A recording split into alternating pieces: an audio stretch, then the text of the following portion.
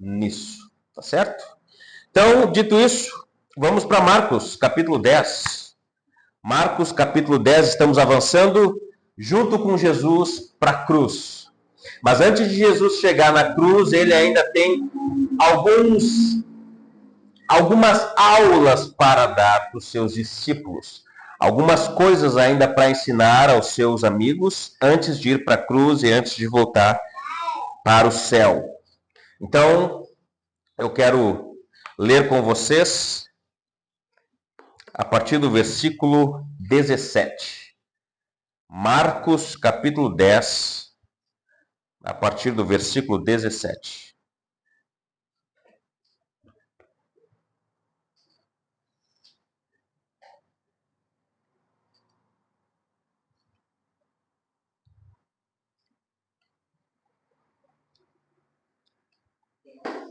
Marcos 10.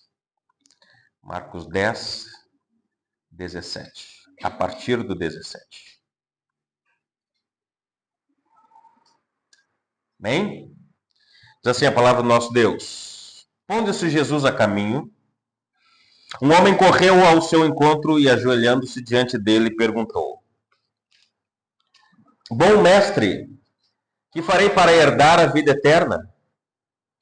Jesus respondeu: Por que me chama de bom? Ninguém é bom a não ser um, que é Deus. Você conhece os mandamentos? Não mate, não cometa adultério, não furte, não dê falso testemunho, não defraude ninguém, honre seu pai e a sua mãe.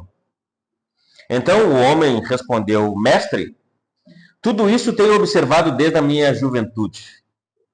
E Jesus, olhando para ele com amor, disse: Só uma coisa falta a você.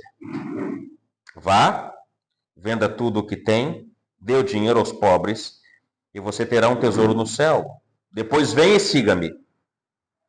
Ele, porém, contrariado com essa palavra, retirou-se triste, porque era dono de muitas propriedades.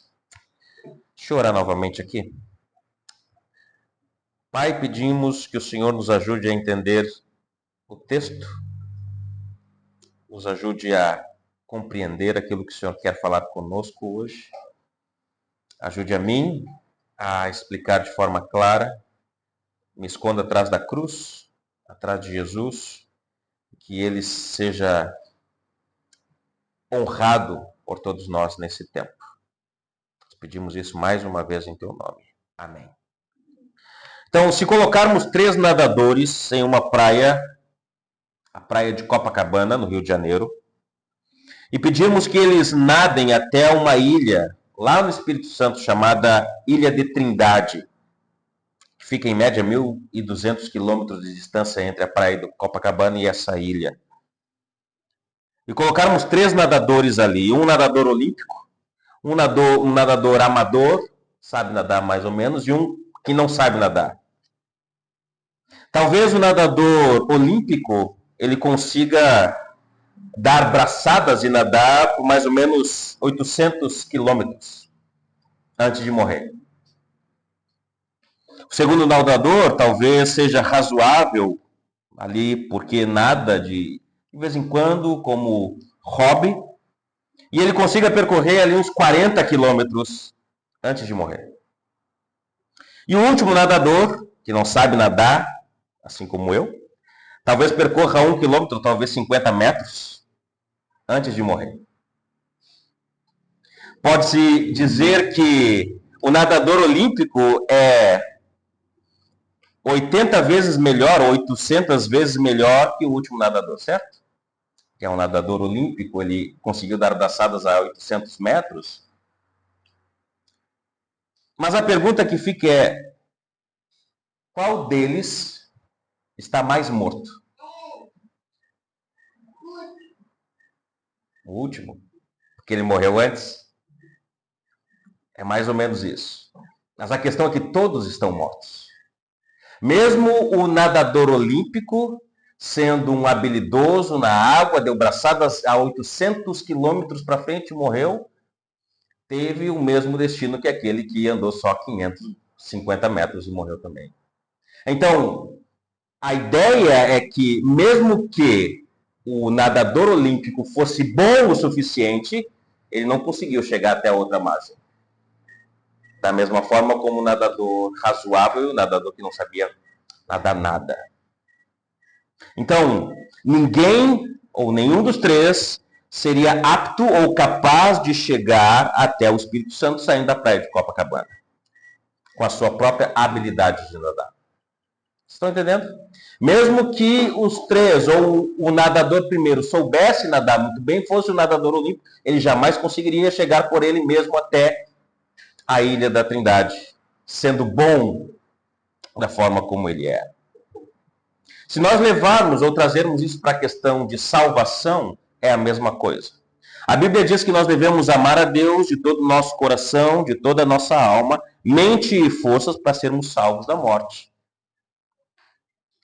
E também precisamos amar os outros como a nós mesmos.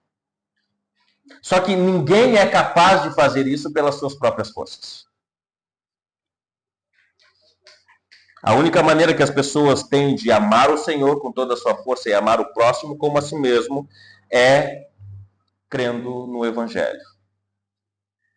Porque só Jesus pode dar essa força, só Jesus pode dar essa aptidão para as pessoas amarem a Ele e amarem as outras pessoas.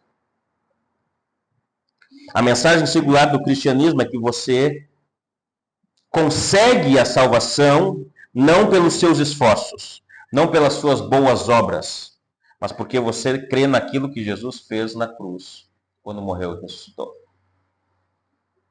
Então o texto que nós lemos vai por este caminho. E o texto que nós lemos e vamos trabalhar, ele traz uma pergunta que todas as pessoas um dia fizeram na vida. Como eu consigo a vida eterna? Como vai ser o meu futuro depois da morte? Será que eu vou para o céu? Será que eu vou para outro lugar? Como eu faço para garantir a vida eterna? O texto ele vai trabalhar por essa linha e Jesus vai responder qual é o caminho para o céu. Qual é o caminho para o céu? O texto ele começa nos informando que Jesus retomou o seu caminho para Jerusalém, depois de ter ensinado sobre o divórcio e sobre como tratar as crianças. No capítulo 10, lembram? Na semana passada nós vimos a questão sobre o divórcio, sobre o padrão de Deus estabelecido lá em Gênesis, não em Deuteronômio, quando Moisés permite a carta de divórcio. Jesus ensina que não tem a ver com a permissão, mas tem a ver com a ordem estabelecida na criação de Deus. E então Jesus diz que a aliança feita não pode ser quebrada por homem nenhum. O que Deus ajuntou, o homem não pode separar. E o divórcio acontece por causa do pecado, da dureza do coração do homem. Então nós vimos que o problema do divórcio não é alguma coisa que o cônjuge faz contra o outro, mas é uma questão de falta de perdão. O coração é duro, que não consegue perdoar a ofensa do outro. Portanto, Jesus ensina que o problema é muito mais profundo que o fato, mas é o problema do coração. Mais para frente, no versículo 13, Jesus ele vai ensinar sobre as crianças, né? Como as pessoas ou os adultos devem tratar as crianças. E aí nós chegamos no versículo 17. Depois de Jesus ter ensinado sobre o divórcio, sobre como tratar as crianças, ele se põe novamente a caminho de Jerusalém, porque ele tem um encontro com a cruz. Já já ele vai se deparar com o julgamento, já já ele vai se deparar com a cruz, com a morte. Então ele se põe a caminho de Jerusalém para essa missão. E aí no versículo 17, acontece que enquanto Jesus toma de volta o caminho para Jerusalém, um homem aparece na frente de Jesus. Versículo 17. Pondo-se Jesus a caminho, um homem correu ao seu encontro e, ajoelhando-se diante dele, perguntou-lhe: Bom mestre, o que farei para herdar a vida eterna? Jesus respondeu: Por que me chamas de bom? Ninguém é bom a não ser um, que é Deus. Você conhece os mandamentos? Não mate, não cometa adultério, não furte, não dê falso testemunho, não defraude ninguém, honre seu pai e sua mãe. Então o homem respondeu: Mestre, tudo isso tenho observado desde a minha juventude. Marcos, ele fala deste homem como apenas um homem. Um homem atravessou o caminho de Jesus. Mateus, lá em Mateus 19, versículo 20, ele identifica esse homem como um jovem, por isso nós temos lá no título jovem rico. Lucas, ele chama esse homem, que Mateus chama de jovem, como um governante, um homem importante. Então, Lucas nos mostra que esse homem que atravessou a frente de Jesus é um homem importante. Mateus mostra que é um jovem, ou seja, é um jovem importante. O texto aqui de Marcos nos diz que ele era dono de muitas propriedades. Então a gente já tem aí um contexto de quem é esse homem que atravessou a frente de Jesus. É um homem jovem, com bastante posses, rico e é um homem importante na sociedade. Quando nós olhamos para a sociedade e vemos pessoas nesses status, nesse patamar, é rico, é importante na sociedade, e é jovem, a última coisa que essas pessoas têm de se preocupar é com a sua vida eterna. Ou seja, eles não mostram nenhum tipo de preocupação com a sua eternidade, porque eles estão seguros por causa da sua condição financeira, a sua condição social. Ou seja, a sua condição confortável o faz não pensar na eternidade. Eu estou bem, estou confortável, eu tenho dinheiro suficiente para me manter seguro, manter segura a minha família por um bom tempo, talvez até que eu morra, até que meus filhos morram. Então, a última coisa que essas pessoas pensam é na eternidade. Então, algumas informações aqui importantes nesses primeiros versículos. A maneira como esse jovem se aproxima de Jesus, a maneira como ele se coloca diante de Jesus nos revela muitas coisas. Primeiro, ele corre e se ajoelha diante de Jesus, versículo 17. Pondo-se Jesus a caminho, o homem correu ao seu encontro e, ajoelhando-se diante dele, perguntou. Então, parece que esse jovem ele está apressado, parece que esse jovem ele está um pouco, vamos dizer assim, ansioso para encontrar com Jesus. E a forma como ele se ajoelha diante de Jesus mostra que ele está reverenciando Jesus. Então ele corre com pressa, ele se ajoelha diante de Jesus, identificando que Jesus é uma pessoa importante. E aí, algo incomum para um homem rico daquela época. Talvez na nossa época também, um homem rico, importante na sociedade, jamais se ajoelharia diante de uma outra pessoa que talvez fosse de menor status social do que ele. Então esse gesto dele, esse correr até Jesus e se ajoelhar diante dele, mostra uma certa urgência. Mostra também reverência e uma certa pitadinha de desespero. Por quê? Porque a pergunta que ele lança para Jesus tem a ver com o seu futuro. Há uma preocupação no seu coração. Algo que, apesar de todas as conquistas, dinheiro, propriedades que ele tem, ainda existe algo que está faltando no coração dele. E essa coisa que está faltando é a certeza da sua vida eterna. É a certeza da onde ele vai ficar ou passar o resto da sua eternidade quando ele morrer. A pergunta que ele faz a Jesus: bom mestre, que farei para herdar a vida eterna? Deixa claro que a preocupação que ele tem não é com dinheiro, não é com status social, não é com o que ele tem ali, mas está ligado, a sua preocupação está ligado à eternidade. Esse homem está pensando na eternidade. O que ele quer ali, a pergunta dele é algo legítimo. Quem nunca perguntou para onde é que vai depois que morrer? Eu acho que essa é uma das perguntas que as pessoas fazem no seu íntimo. O que existe depois da morte? Para onde eu vou depois que eu morrer? Talvez isso não passe na cabeça dos mais jovens, mas passa na cabeça daqueles que vão se aproximando cada vez mais da velhice. Ele busca segurança, não uma segurança terrena, porque ele já está seguro, mas ele busca uma certa segurança relacionada à sua eternidade, ao seu futuro, ao que vai acontecer depois que ele morrer. Mas a forma como ele faz a pergunta para Jesus revela um erro de todos que já fizeram essa pergunta. Ele acredita que a vida eterna pode ser conquistada por algo que ele possa fazer. A pergunta que ele faz é: bom mestre, que farei para herdar a vida eterna? O coração desse jovem, assim como o coração dos judeus daquela época, porque eram ensinados a praticar a lei para ganhar a vida eterna, e nos nossos dias também há pessoas que relacionam vida eterna com fazer coisas boas, seguir as regras do jeito que deve seguir. Essa lógica está na mente dele.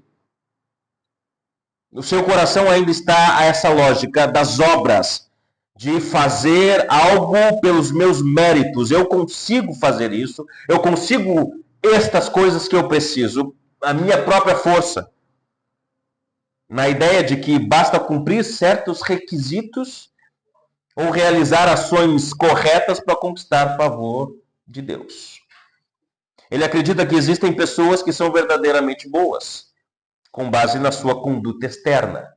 Por isso que ele chega para Jesus e o chama de bom mestre. E Jesus logo retruca dizendo: por que me chamas bom se existe só apenas um que é bom, que é Deus? Jesus ele não está anulando a sua divindade aqui, mas o que Jesus está fazendo é colocar em Deus a plenitude da bondade. Não há ninguém que seja bom. É isso que Jesus está dizendo para o jovem. Se tu fores comigo para Romanos capítulo 3, Paulo ele vai explicar essa questão de que não há ninguém justo, ninguém que faça o bem.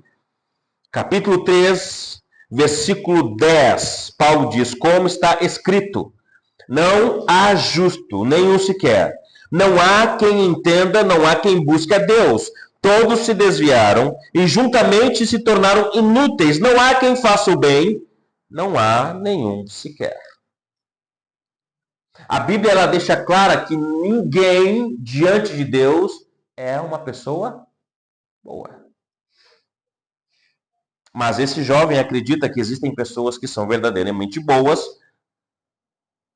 com base naquilo que eles fazem. Para ele, alguém que faz boas obras, por exemplo, ajuda os necessitados, cumpre os mandamentos, vive de forma exemplar diante dos outros, merece ser chamado de bom. Aquele camarada lá é bom, ele não passa a perna em ninguém, ele ama a esposa, ele trata bem a esposa, ela trata bem o esposo. Aqueles meninos lá, eles são obedientes, eles não fazem coisas erradas, eles vão bem na escola, eles tiram notas boas. Aquele camarada lá é um bom cidadão, ele faz todas as coisas direitinho, ele paga os seus impostos direitinhos, sem reclamar, ele enfrenta a fila do supermercado sem reclamar, ele é uma pessoa boa. Na mente do jovem, estas coisas dão essa designação de bom para essas pessoas que fazem isso. É por isso que ele se refere a Jesus como bom mestre, supondo que a bondade de Jesus é revelada pelo que ele faz. Jesus está curando, Jesus está ensinando, Jesus está sendo o benfeitor das pessoas. Não é isso? Jesus cura, Jesus ensina, Jesus vai lá, Jesus alimenta, Jesus multiplica pão, Jesus multiplica o peixe. Jesus ele faz coisas que outros não fazem. Então esse jovem olha para Jesus com base naquilo que ele está vendo e diz: esse mestre é bom. No entanto, Jesus ele vai corrigir essa questão de bondade quando ele responde: por que me chamas bom? Ninguém é bom senão um que é Deus. Como eu disse, Jesus não está negando a sua própria divindade, mas ele está confrontando o jovem com a realidade de que a verdadeira bondade não pode ser definida naquilo que nós fazemos, naquilo que eu faço. Que a verdadeira bondade só há em Deus e não nos homens. Como nós vimos lá em Romanos, não há ninguém que faça o bem. O único que é plenamente bom é Deus. Então Jesus, depois de estabelecer que o único que é bom é Deus, ele leva o homem a examinar 6 dos 10 mandamentos. Certo? Naquela época, e há algumas religiões que fazem isso, que tu só consegue favor diante de Deus se tu seguir determinadas normas religiosas. Se tu seguir certas regras que colocam diante de ti. Se tu conseguires fazer isso aqui, tu consegue favor diante de Deus. E então Jesus ele traz essa lógica que é errada para ver como o jovem vai responder a ele. Examinar 6 dos 10 mandamentos. E é interessante aqui. Esses 6 mandamentos que Jesus vai trazer para que o jovem reflita tem a ver com o relacionamento entre as pessoas. Da forma como eu me relaciono com o outro. Aqueles que tratam do relacionamento de uma pessoa com outra pessoa. Versículos 19 e versículo 20. Ele diz: você conhece os mandamentos? Não mate. Não cometa adultério. Não furte. Não dê falso testemunho. Não defraude ninguém. Honre seu pai e sua mãe. Então, são os mandamentos que são relacionados ao relacionamento interpessoal, pessoa com pessoa. O jovem ele respondeu que vinha obedecendo todos esses mandamentos desde a sua mocidade. O homem, sinceramente, acredita que não tem violado nenhum destes mandamentos. Versículo 20, o homem vai responder. Então o homem respondeu: mestre, tudo isso tenho observado desde a minha juventude.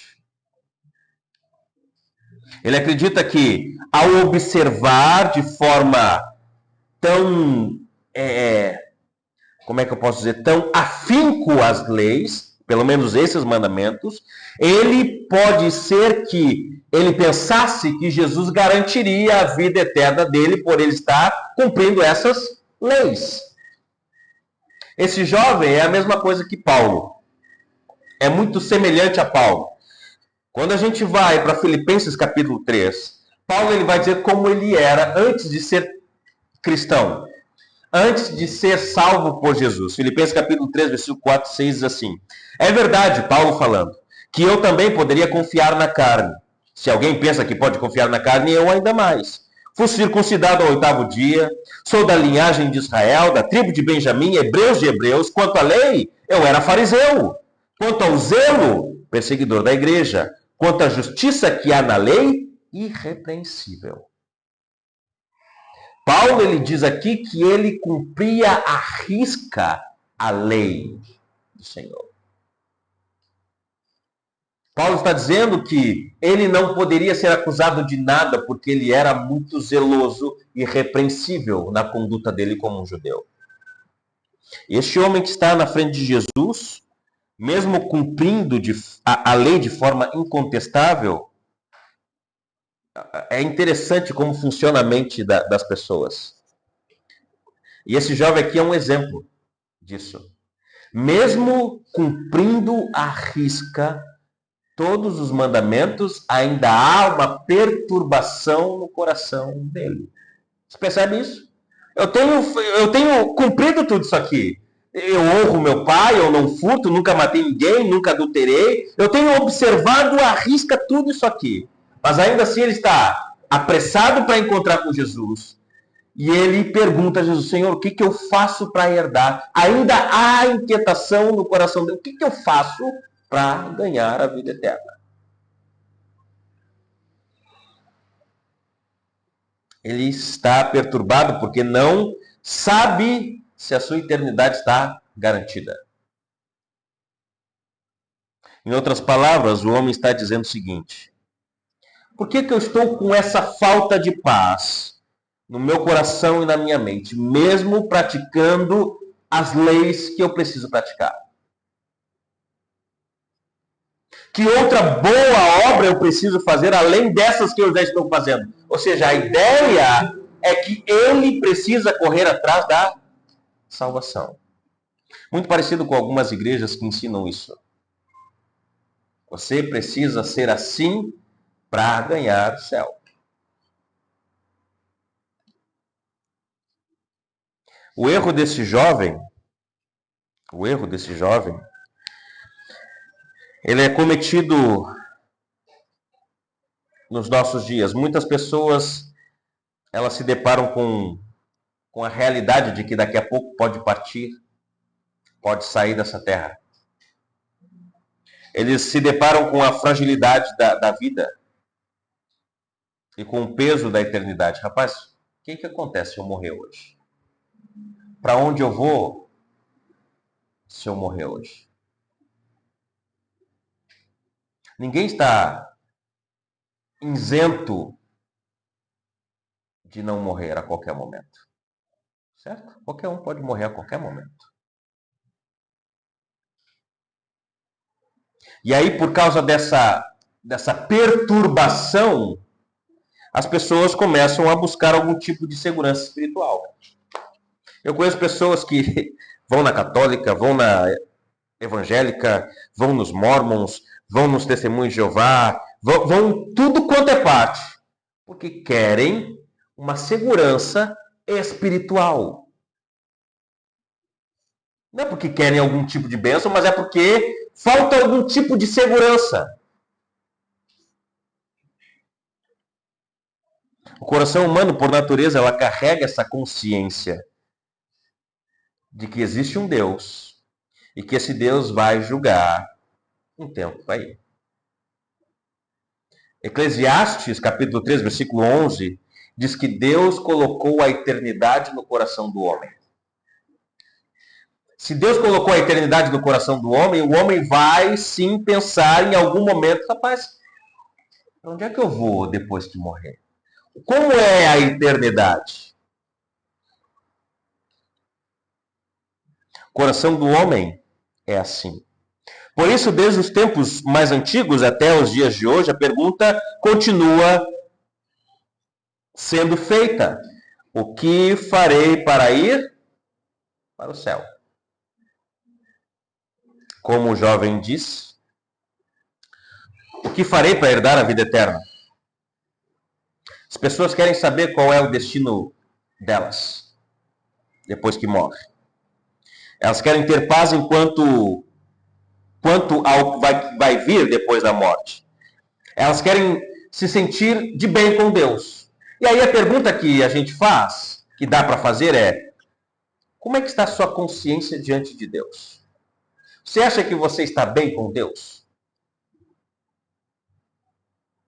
Ou você acha que precisa fazer isso, para que Deus lhe veja com bons olhos e no momento que você morrer, Ele lhe leve para o céu?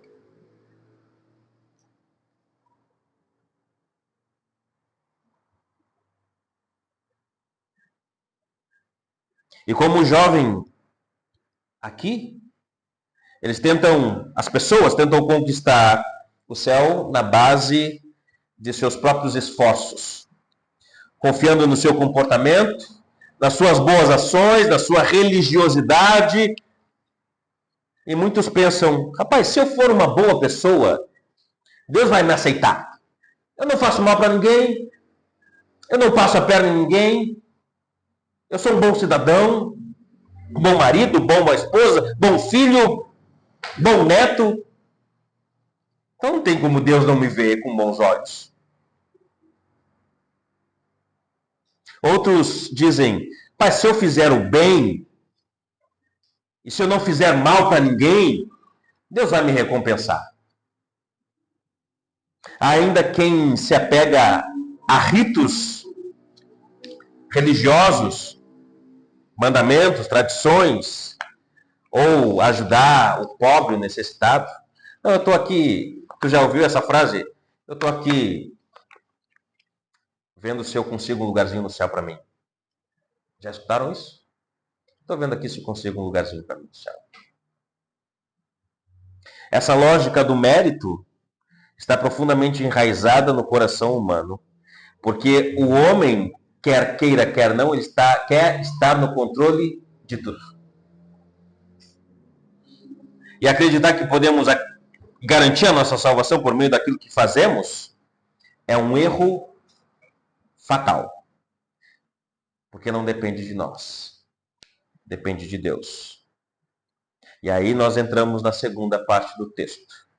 A salvação, ela não é uma conquista. A salvação é um presente que eu ganho. Efésios capítulo 2, versículos 8 e 9 diz: pela graça vocês são salvos mediante a fé, e isso não vem de vocês, é dom de Deus. Não de obras para que ninguém se glorie. Então Jesus, a partir do versículo 21, ele vai dar o caminho das pedras para o jovem que foi perguntar: como eu consigo a vida eterna? O amor que Jesus sentiu pelo homem nos revela que ele realmente está com o coração sincero. E aqui não é uma pergunta só para saber a resposta de Jesus. Não é para uma pergunta como dos fariseus e dos escribas. Os fariseus e escribas sempre perturbavam Jesus, fazendo perguntas para fazer com que Jesus caísse na armadilha. Este aqui é diferente. Ele quer saber de fato o que ele pode fazer para ganhar a vida eterna. E essa sinceridade dele faz com que Jesus ame ele. O texto no versículo 21 vai dizer: e Jesus, olhando para ele com amor, disse. Ou seja, Jesus percebe que o homem está sendo sincero na sua pergunta.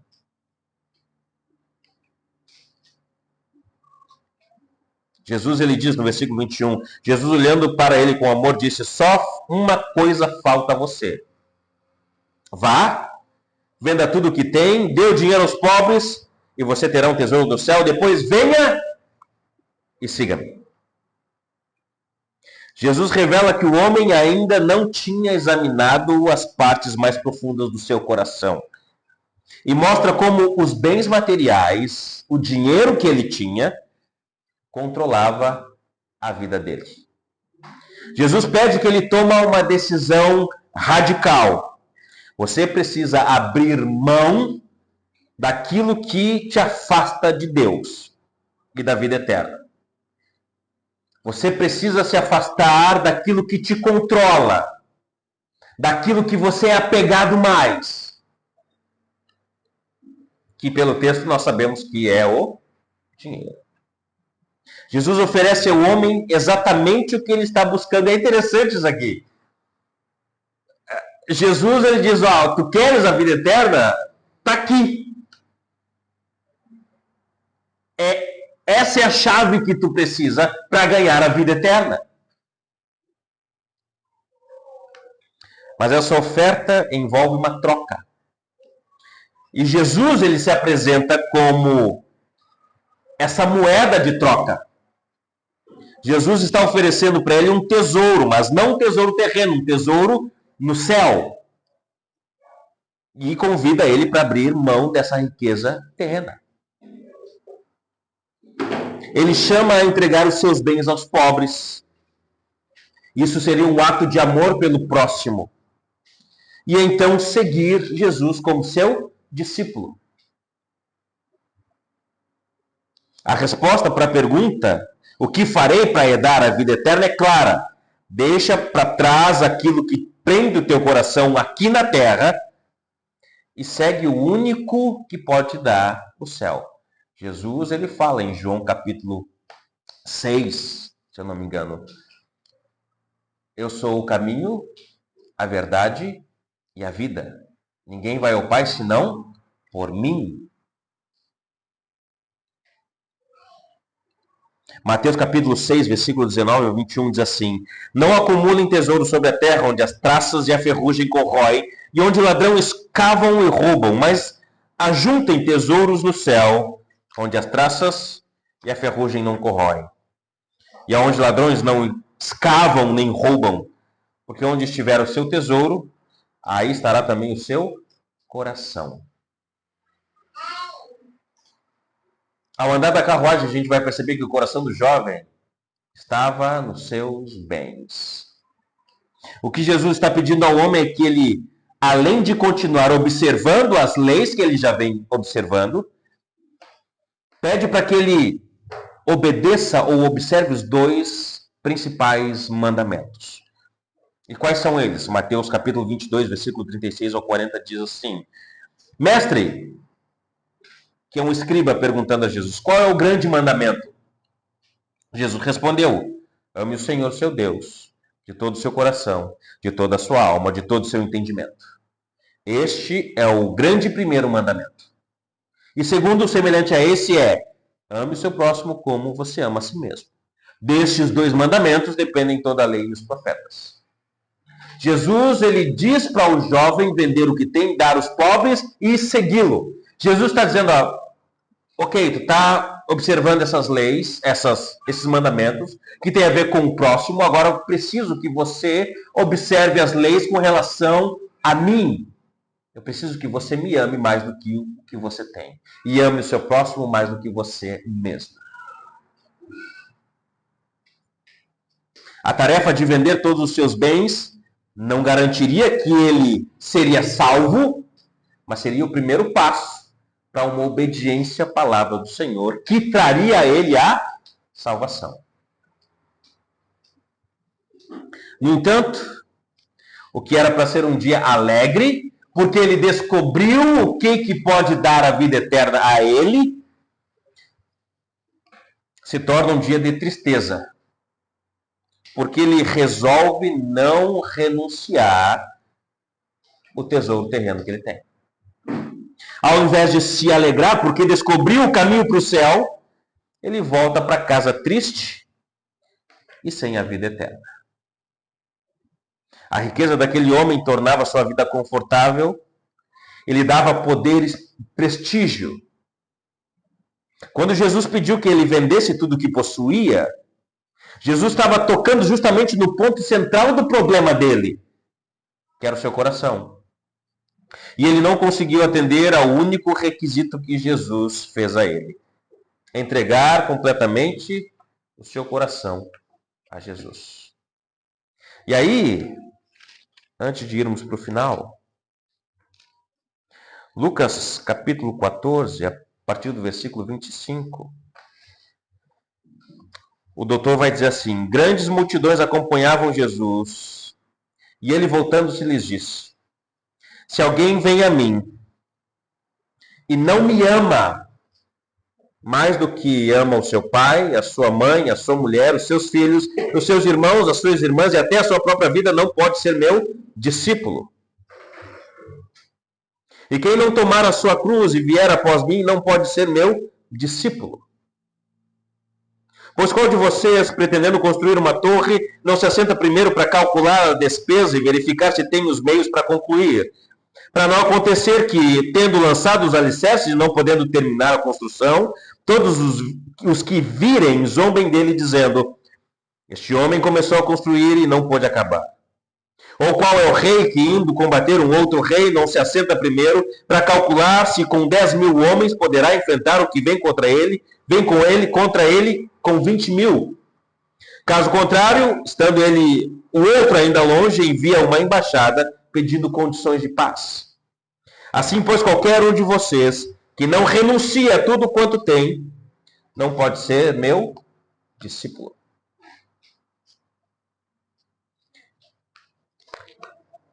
Jesus está dando a esse homem a oportunidade de se tornar um discípulo e ganhar a vida eterna. Jesus está dizendo: eu preciso que você me ame mais do que o que você tem. Aquilo que o jovem mais desejava, que era a vida eterna, se tornou inacessível porque ele considerou o preço muito alto. É muito alto o preço que eu tenho que pagar para ganhar a vida eterna. Deixar os meus bens. Às vezes as pessoas, ao fazerem o cálculo que nós acabamos de ler lá em Lucas, a forma como Lucas coloca, que tu precisa sentar e pensar se vale a pena ser um cristão, se vale a pena seguir a Jesus, se vale a pena amar mais ele do que a sua própria vida, do que os seus familiares, sofrer por ele, senta e calcula, vê se vale a pena. O jovem, ele, de certa forma, fez esse cálculo de forma rápida. E ele diz: o preço é alto demais. Da mesma forma como esse jovem, muitas pessoas também falam: o preço é alto demais para seguir Jesus. Na verdade, o preço é alto demais para conseguir a vida eterna. A mera bondade, eu sou bom, não é suficiente para garantir que Deus vai te aceitar.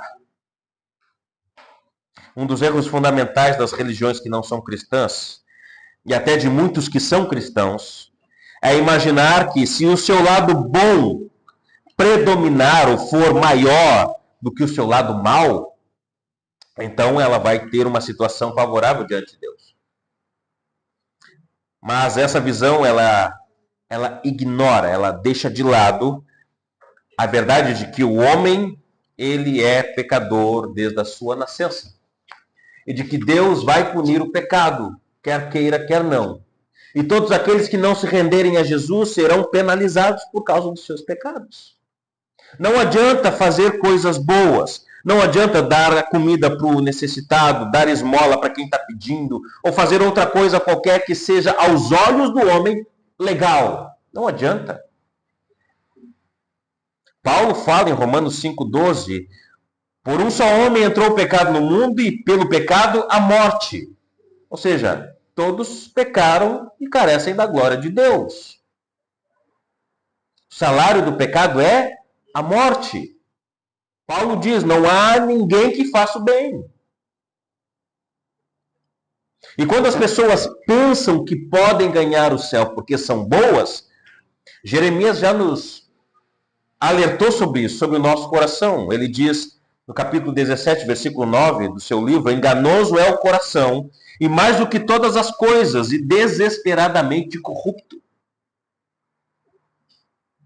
E isso revela que, por mais que moralmente corretos pareçamos ser, as nossas motivações e desejos são sempre afetadas pelo pecado.